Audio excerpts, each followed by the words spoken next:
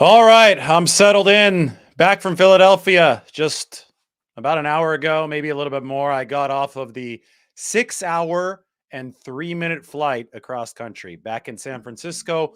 49ers are going to clean out their lockers tomorrow, so we'll be in Santa Clara for that. I'm guessing that Kyle Shanahan and John Lynch are going to speak on Wednesday, so I'll be in Santa Clara for that. And then we'll officially say goodbye to this 2022 season. And boy, what a season it was. And boy, what an off season we have in front of us. There was no time to rest in between the end of the season and the offseason news cycle because it is now official. Brock Purdy has torn his UCL and he's going to be out for at least 6 months. And that's at least 6 months. Really bad news for Brock Purdy and for the 49ers. Now, this happened while I was in the air today from Philadelphia to San Francisco. Happened while I was in there along with a lot of other 49ers reporters and obviously 49ers fans coming back from Philly. The Wi-Fi fortunately worked on the flight. Can't do a video on the flight, but was able to tweet, was able to write. This is huge news for the 49ers, and this is really unbelievable news for the 49ers because they've gotten to a point now where it just seems that this parade of bad quarterback injury news is absolutely never ending. You start with CJ Beathard getting hurt in 2017, given away to Jimmy Garoppolo, the Garoppolo ACL tear in 2018. Then you go a fully healthy season from Jimmy Garoppolo in 19, but then the 2020 nightmare for the 49ers, Garoppolo high ankle sprain. I put a list of 49ers quarterback injuries up on Twitter. I totally forgot about the high ankle sprain in 2020 for Jimmy Garoppolo. But the Nick Mullins torn UCL in 2020, that's the same injury that Brock Purdy is dealing with right now. Then obviously 2021 saw the Trey Lance chipped finger in the preseason against the Raiders, a Garoppolo calf strain, Garoppolo torn thumb ligament, Garoppolo torn shoulder, which required the surgery that led to his eventual return this past offseason, followed by Trey Lance fractured ankle in 2022. This is just crazy. Then the Jimmy Garoppolo broken foot this season in 2022. Finally, all capped off by the Brock Purdy torn UCL in the NFC Championship game against the Philadelphia Eagles yesterday on Sunday back on the East Coast. Oh, and for good measure, Josh Johnson, the backup, suffered a concussion. So the 49ers were ultimately on QB5 yesterday. You could say that QB5 was Christian McCaffrey, who did play a snap at the quarterback position, or you could say that it was Brock Purdy, who re-entered the game with a torn UCL. Really gutsy move from Brock Purdy to try to give the 49ers a chance, but the problem is he couldn't throw the football. So that was QB5. Brock Purdy with one arm, his left arm, his non-throwing arm, or Christian McCaffrey, who obviously is not a quarterback. Anyway, 49ers quarterback injuries. This is the word for them. Kafka-esque. This is a word that some of you may not have heard of, but I'll explain it right now. Franz Kafka was a Czech author who wrote about dystopian nightmares.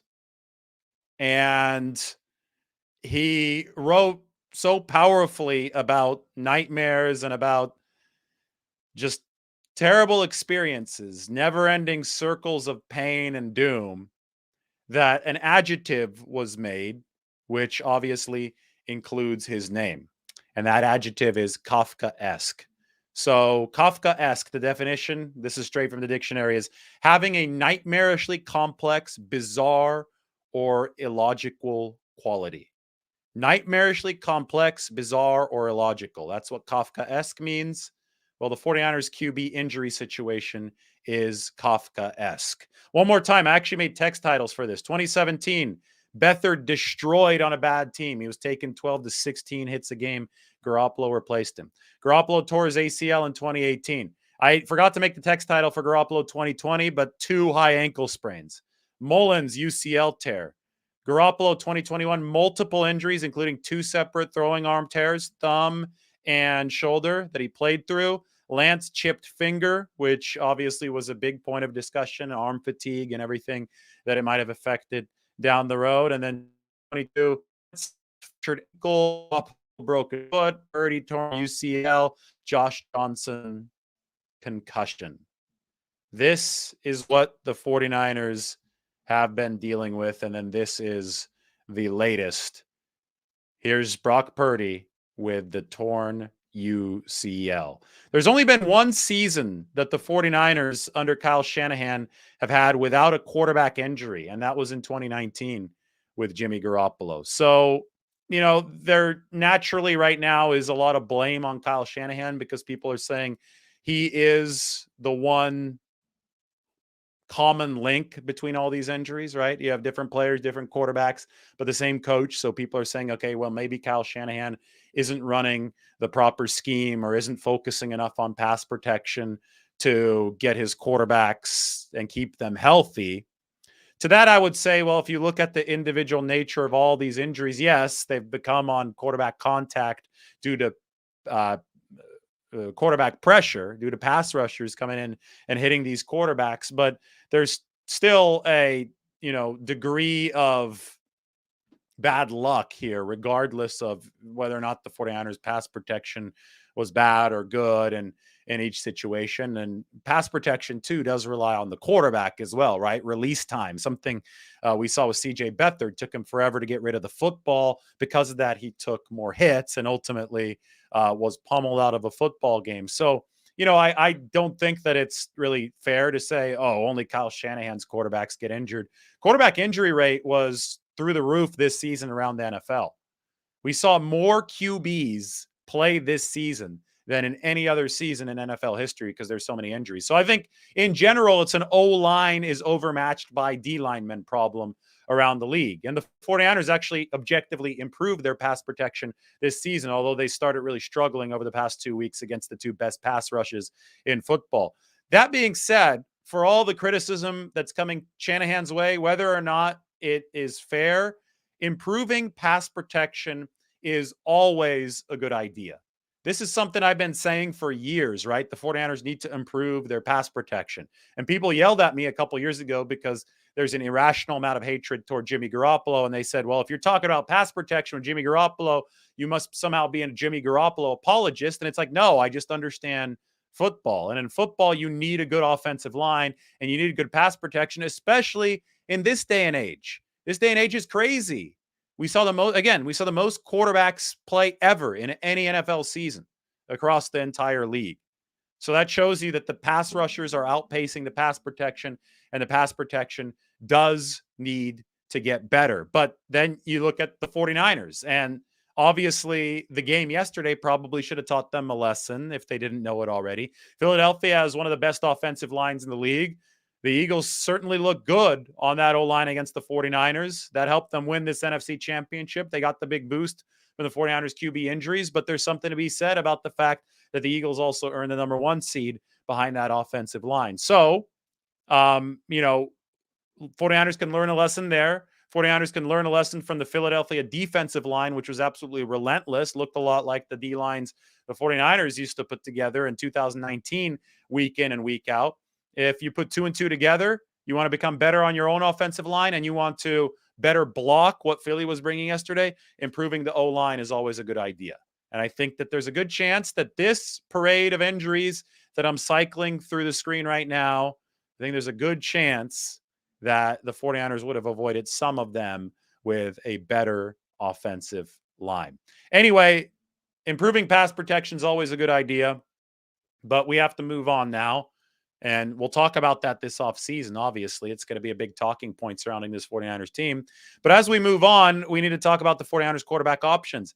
I'm sure that you guys saw the amazing thumbnail that Mike put together. And since it was so good, I have to pop it open on the screen right now.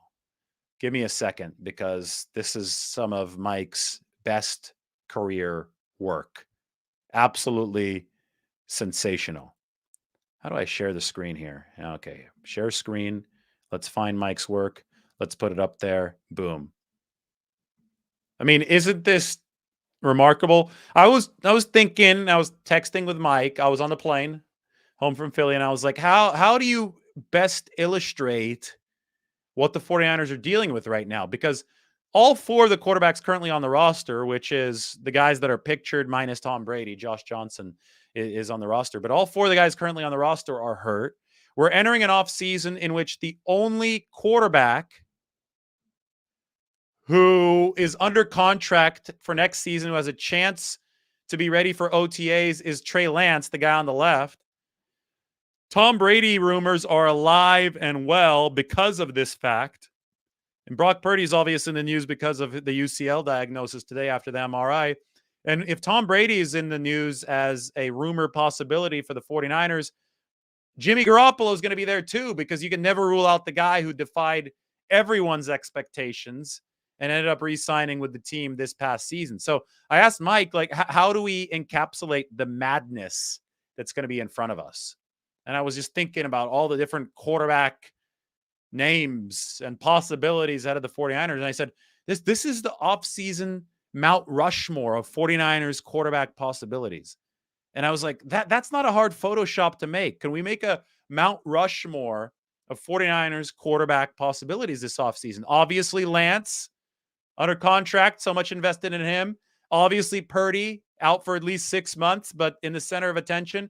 Obviously, Garoppolo, because, I mean, he's been the guy that started the most games under Kyle Shanahan. And then there's this guy. I wonder who that is. It's Tom Brady. So you've got to find a way to put them all on the same screen. And, I didn't want a collage of 4 different quarterback pictures. So I decided to go with Mount Rushmore of 49ers quarterbacks. So good work from Mike, sets the table for this offseason. Now, this is all happening and will happen. All this drama, all these rumors, they're going to happen within the context of what may be the wildest quarterback carousel ever.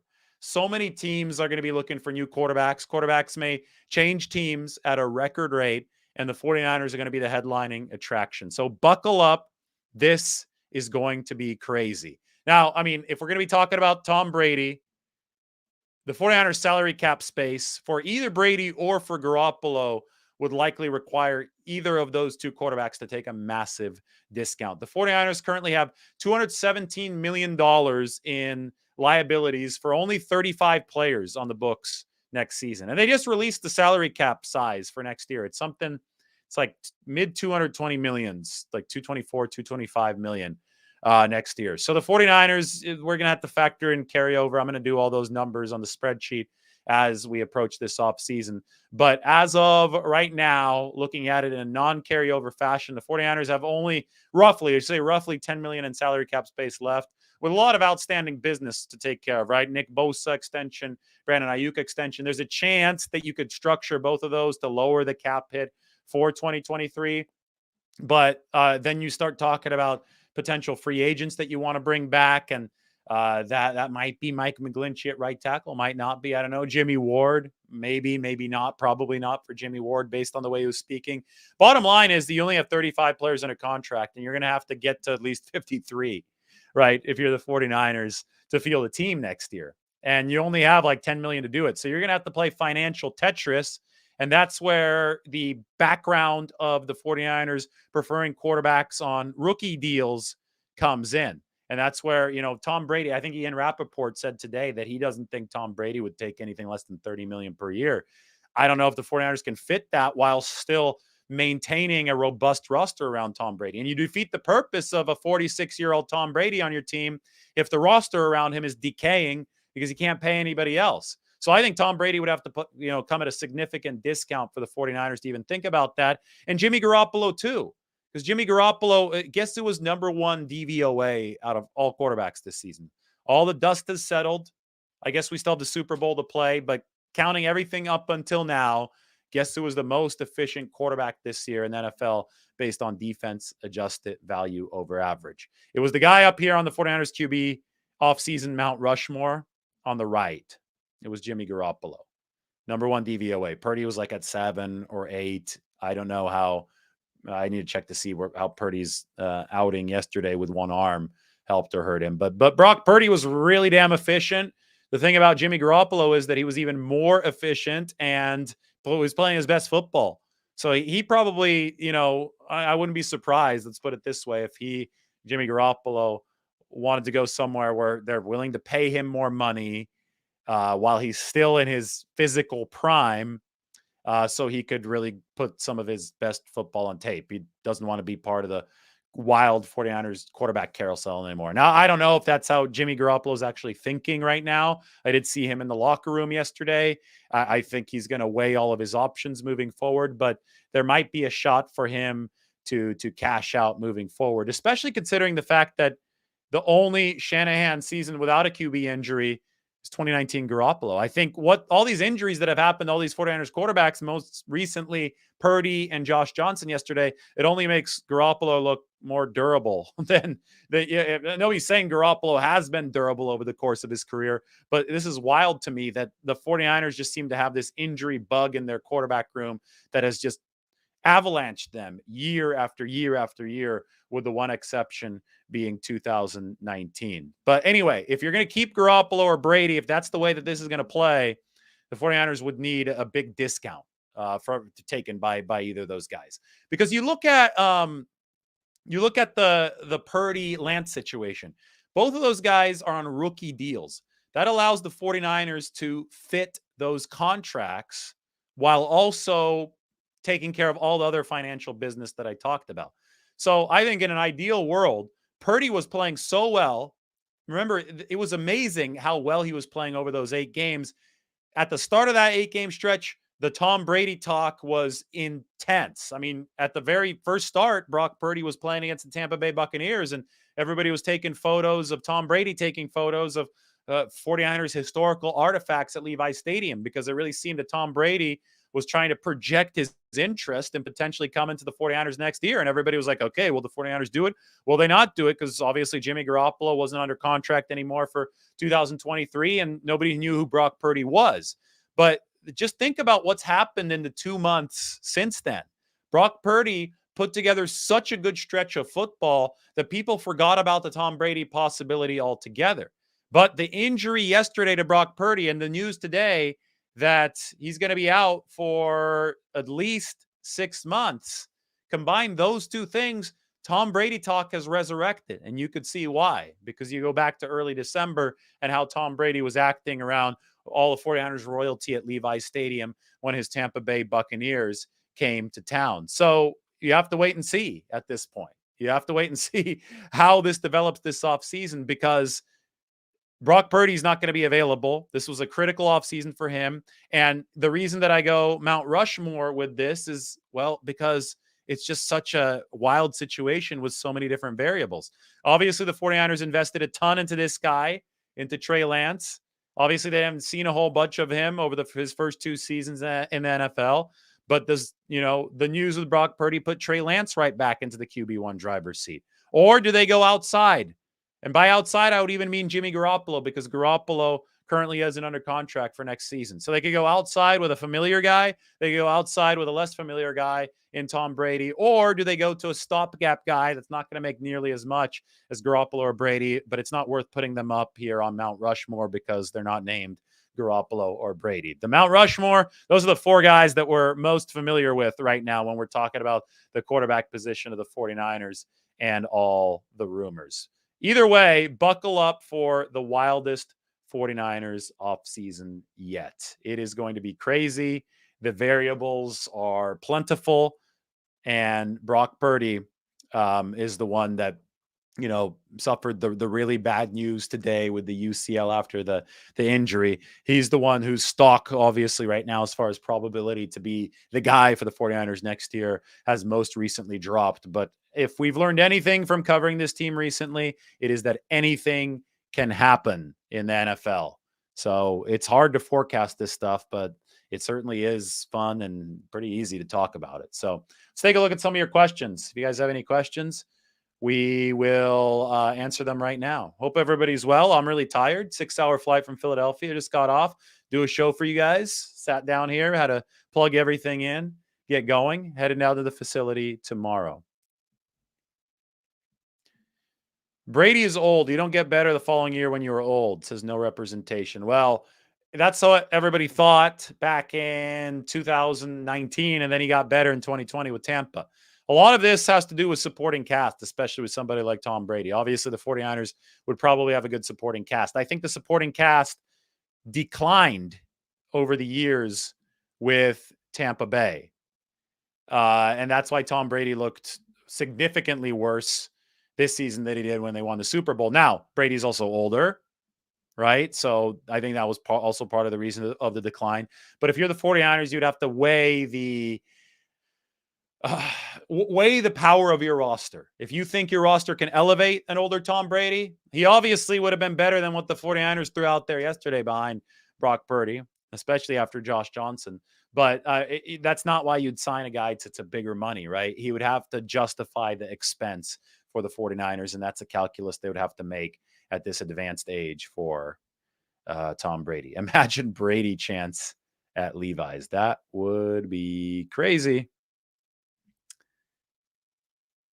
Niners give up draft picks and players for Lamar Jackson. I don't think so. I think that's probably the least likely scenario here. And hey, I'll tell you what, I don't know what's likely, what's not. My head just hurts. This is, again, there's a reason why we did this, Mount Rushmore.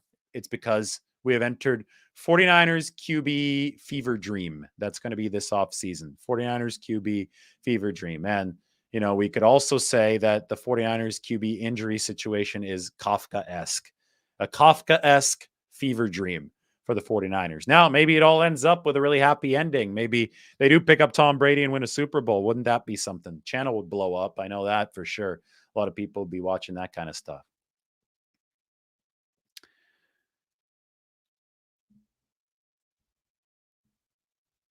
Frank says, was thinking before the game they should have activated Jimmy Garoppolo as the third quarterback. He doesn't need a run to be effective. Well, you got to move to be effective, though. And he wasn't medically cleared yet. Wasn't fully cleared yet. So they thought that he could mess up his foot more than it was already messed up. And, that's not something that you're ever going to do in the modern NFL, especially. So he wasn't cleared. And just remember, Philly had a ferocious pass rush. It was going to force QBs to move. The reason Brock Purdy got hurt is because he didn't move. I think if Brock steps up in the pocket, and it's tough because McGlinchey got beat by Fletcher Cox and Aaron Banks got beat by Hargrave on the play. Obviously, Hassan Reddick beat Tyler Croft, but sometimes the QB has to mitigate some of the defeats up front by stepping up in the pocket. Purdy obviously didn't see Reddick. I think you could argue that Garoppolo, with his experience, probably would have been looking out for Reddick more effectively than Purdy, knowing that it was a edge rusher going against a tight end. That's the mismatch that you have there with that play action. But in that case, Garoppolo would have had to have stepped up if you were in an identical spot as Purdy. And stepping up under the conditions of a live NFL game, that could put some strain on your foot. And you know what else can put strain on your foot is getting crunched. And I'm sure that Garoppolo would have gotten hit a few times. So it wasn't as simple as just activating Garoppolo. My dad and I were talking about this a lot today. What could the 49ers have done to avoid it? Absolute catastrophe in this game against Philadelphia. And, most NFL teams only activate two quarterbacks because of the roster constrictions. NFL used to have that third emergency quarterback rule. Maybe they bring it back after this, but that's out the window. So could the 49ers have just activated three instead? And I'm not counting Garoppolo since he wasn't cleared to go yet. Could the 49ers have shepherded somebody else in the practice squad or even on the 53-man roster and had him up? Would have required carrying four QBs if they decided to carry Garoppolo too. Sure. But they would have come with a opportunity cost elsewhere, right? And the 49ers deemed that it wasn't worth it. Do they wish that they would have done something like that and had another QB waiting around just to be able to use them in an emergency purpose after two of them got hurt? Against the Philadelphia Eagles. Yes, in hindsight, it's 2020. I'm sure they would have loved to do that, but you've got to make these decisions for your football team as probability dictates over the course of the year. And I don't think anybody saw both quarterbacks. Also, quarterbacks 3 and 4. So it's not just two quarterbacks, but two at one hurt a time in a game on top of two other injuries before that. It was really just a downward spiral for the 49ers this year. And there's a reason why I had to come up with an obscure adjective, Kafka-esque, to talk about the 49ers QB situation. Let's put Rushmore back up there. Rushmore back up there. Talk some more 49ers quarterback questions.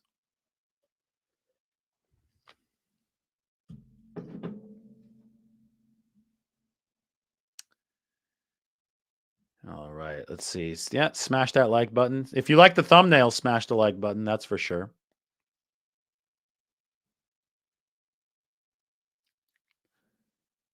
If you guys have any questions, go ahead and toss them in.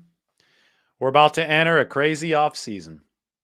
That's all I have to say. I actually have a lot more to say, but it's one of the things. Who would sell more jerseys, Brady, Lance, or Purdy? I think Brady. I think people would really want a Brady 49ers jersey. If you think the 49ers should sign somebody else that might be a free agent or trade for somebody else, let me know. I've already seen Lamar Jackson. I guess we should put all opportunities on the table. It is going to be fascinating to see what John Lynch and Kyle Shanahan say about this later this week. I don't think there's a great chance of Garoppolo signing a team-friendly deal, but I can't rule it out after last year. Jimmy deserves to get paid too, and he deserves to be the starter last year. Again, number one DVOA this season. He executed the system the way that it should be executed. Then he got hurt. Does that preclude Garoppolo from getting paid? Maybe, and maybe that forces him back on a team-friendly deal. I don't know how the market's going to work. I know that there are going to be a lot of moving musical chairs again. Derek Carr, that'd be wild, bringing Fresno State into the mix. Again, it's going to be the wildest QB market that we've seen ever, probably this offseason, and the 49ers might be at the very epicenter of it.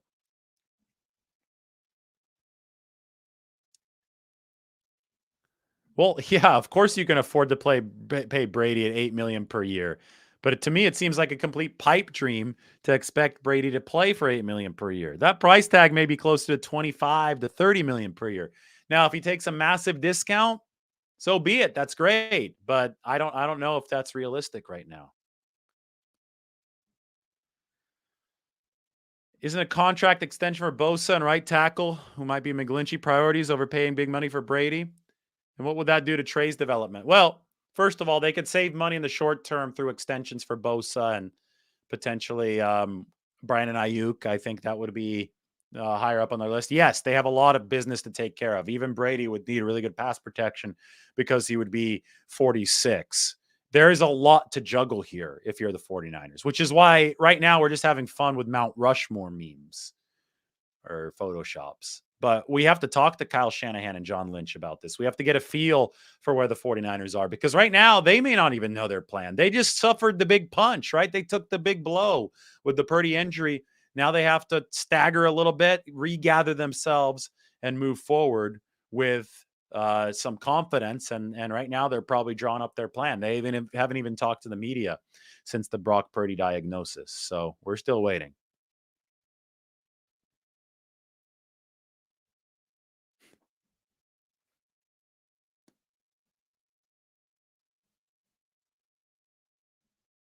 Is a good point. Brady would be the best pass protection ever to have a shot at being good this coming year. It's a very, very fair. I don't know if it's a true point. I think that Brady does have a really quick release. He is capable of doing some really good stuff still, even if the pocket is collapsing a little bit on him. But he's got to have good pass protection. I have always made the argument that if Brady was behind the line that Garoppolo was behind in 2019, I don't know if he survived that season. That was a really impressive year from Garoppolo with the quick release. Garoppolo obviously then got hurt in 2020 and 2021 when the 49ers had pass pro issues. Brady had a really good pass pro at the peak in Tampa Bay. And, that's why my overarching point is this one right here. Where is it? I just lost it. Right here. Improving pass protection is always a good idea. So even if you think that so and so would be good, even with worse pass protection, this and that, this is not this guy's fault, this is not blocking's fault, whatever. Improving pass protection in the National Football League is always a good idea. The two teams in the Super Bowl have two of the best O-lines in the league. It's the Philadelphia Eagles and the Kansas City Chiefs. And the 49ers got to see the Eagles firsthand yesterday. I'm going to go back here. You want the Niners to re-sign Brendel? I agree. Brendel was really good this year.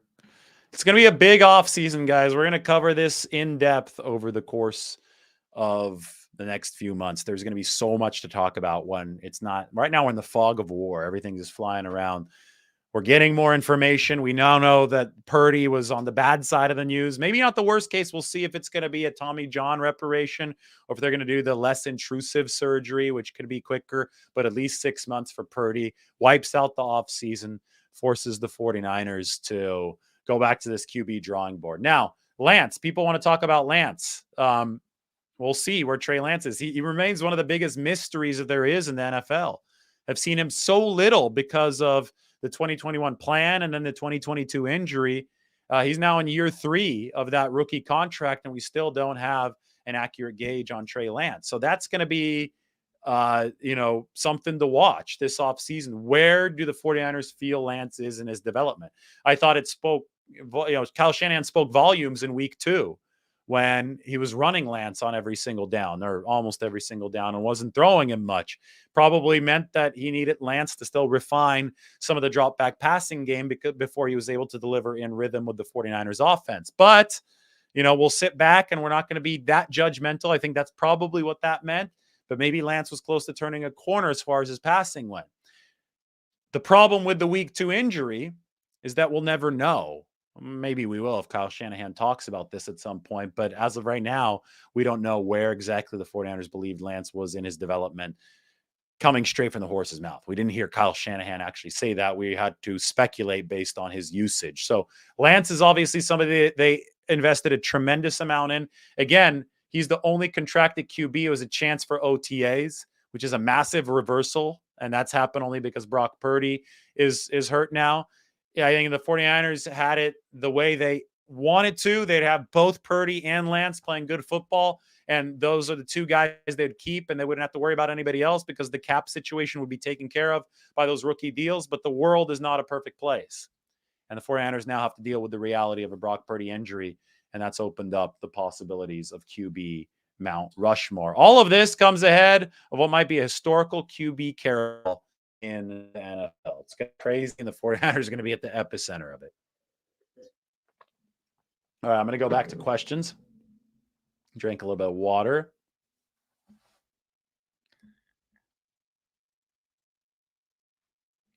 Bosa's tackle for loss against Hurts didn't count as a sack because Hurts was trying to run the football on the play. I don't know why the 49ers quarterback suffers so much. I saw that question. The 49ers the offensive line did improve this season for the 49ers. Let's not act like it didn't improve. They got up there to number 5 in pass blocking efficiency. The thing is, it still needs to improve some more for this team to be a legitimate Super Bowl contender. Fellow American thinks that Trey Lance is going to be QB1. So does James Clerk Maxwell. California Life thinks the 49ers don't need Tom Brady.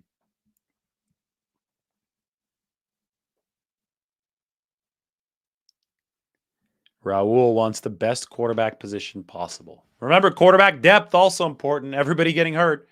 We saw the Kafka-esque nightmare for the 49ers at QB, and now we will see how they react. All right, cool. Well, I hope everybody enjoyed the show. I hope everybody enjoyed the thumbnail. This is about to get wild, so like the video, sub to the channel. It's been fun, everybody. I just flew back from Philly. I'm exhausted, so that's another reason to sub from the channel. Doing stuff from the plane, doing stuff from the airport, and I came home and we did a nice show here, and I'll definitely have my report from the 49ers locker room tomorrow as they clean everything out and head into the sunset, into the offseason. The school year is over. Didn't end the way the 49ers wanted it to, that's for sure. But the offseason is going to maybe even be more interesting than the season based on how this ended. So updates coming tomorrow. Everybody, thanks for watching. Like the video, sub to the channel. We'll talk to everybody really soon. Take care.